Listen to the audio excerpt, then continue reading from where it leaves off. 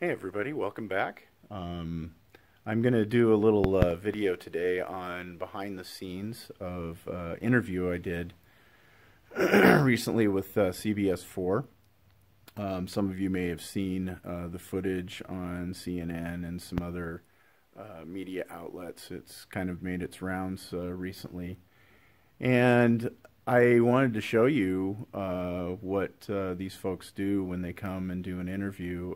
Jacqueline Quinn was the one to come last time from CBS4.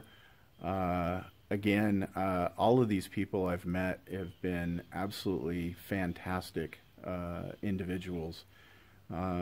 Jacqueline was, does all the work herself, and all the camera work, all the video editing, everything. And also the on-air personality part. So I was blown away by all of the hard work that these folks do. So I want to kind of show you what goes on behind the scenes. So stay tuned and hope you enjoy it. Mic check, 1, 2. Okay, good. There's a little technical part here, which is I got to sync the sound to both. So that means I got to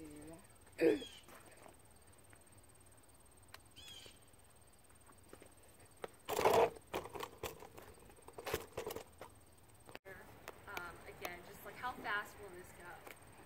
Good question. Yeah, you don't know yet.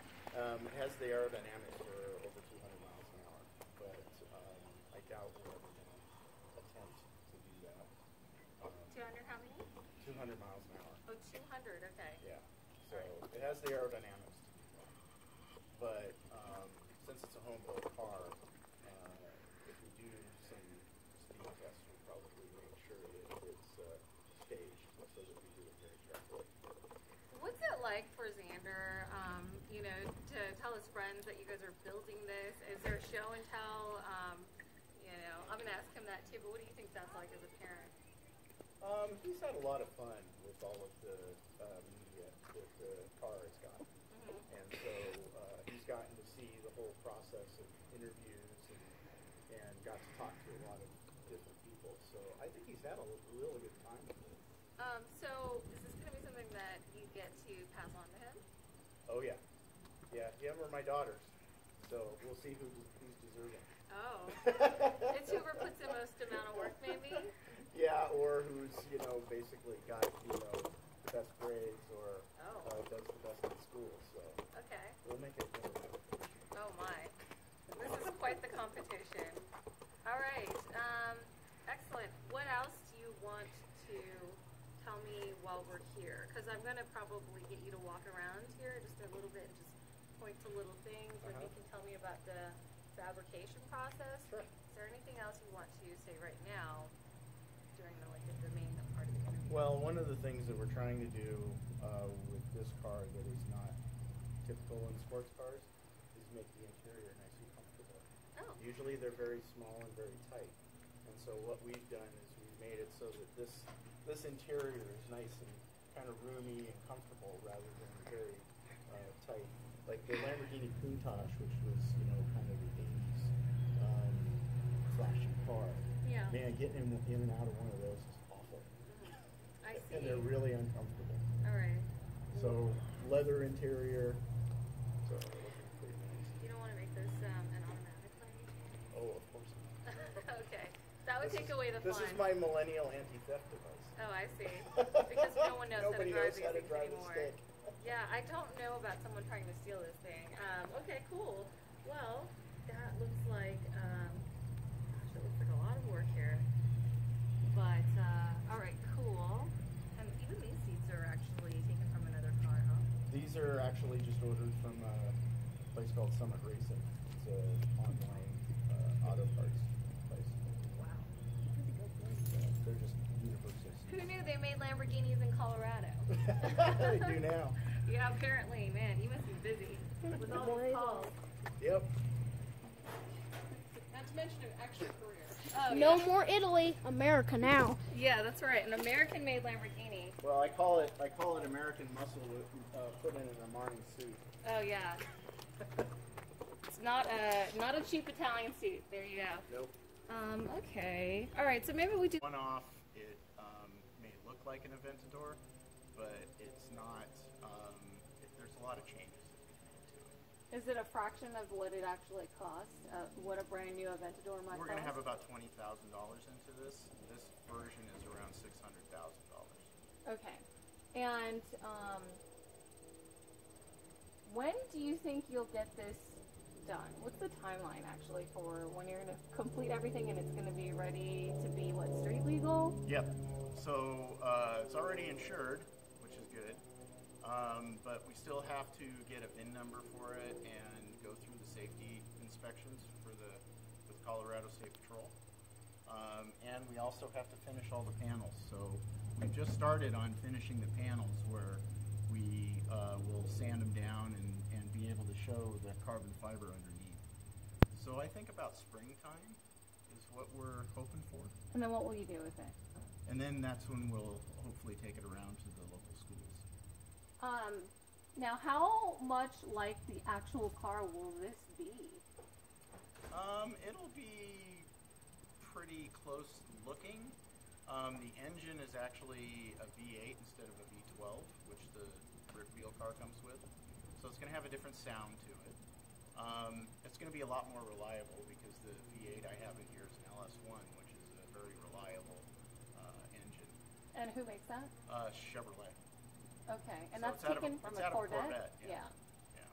Okay. Most of the parts in the car are actually from the junkyard. Oh, okay. And you did that just because you could, or cost-saving measure?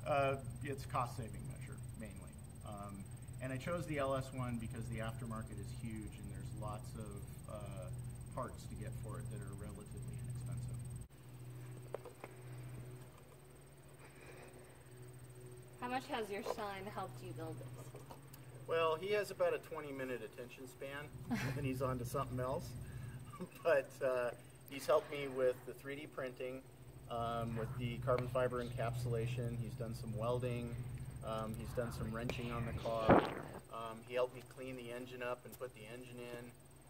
So he's done quite a bit on the vehicle. Not as much as me, of course, but he's very involved. And my two daughters are also involved in helping us with the car. Oh, how do they feel about it? My eldest daughter, she's kind of, that's interesting. She's a teenager, so she's got other interests. Sure. My youngest daughter is very excited about it, so she's actually done quite a bit. She's done some of the carbon fiber encapsulation, helped me glue the parts together. So they've contributed quite a bit of their time to the project. This is a question you'll probably hear me ask again, but after people watch this story today, what do you want people to know, to remember? I want kids to remember that they really should stay in school and try art and math and science and technology and engineering to maybe go into a career. And I want them to understand that yes, some of the subjects are hard, but keep at it. And like with the car here, a lot of things have gone really wrong, and we've just stuck with it, and we finally found a solution. And so that's kind of the message: is stay the course, and you will actually succeed. And how many months has this taken? Let's see, we're probably at about 19 months. Okay, and it'll take until spring. Yeah. So another 4, 6. Okay. All right, stand there. It seemed like it, but man, we have some big chemicals today. Oh yeah. Yeah, I don't have any of those anymore. I wouldn't do them myself. It's like Kevin Torres came out. He had a really big one. And a box. So you can really see how it's going to look by the rear end. 'Cause that's what we've been working on. So many little details that need to be done. Well, I mean, you guys have been doing this, right? And so it's going to take almost 2 years? Yeah. That's really not bad.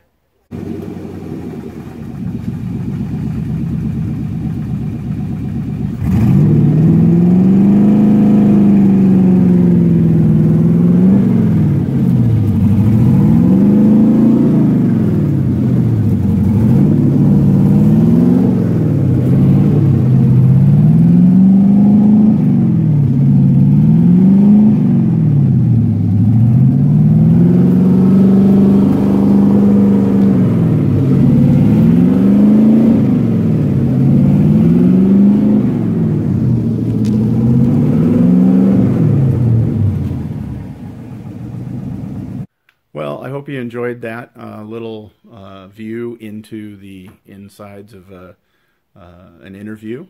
We threw all the panels on the car and got the car ready to drive for Jacqueline to come in and see it. And now I'm going to blow it back apart and continue the technical videos. So keep watching, please subscribe, and I hope you enjoy the videos. So stay tuned for the next one. Thanks. Bye.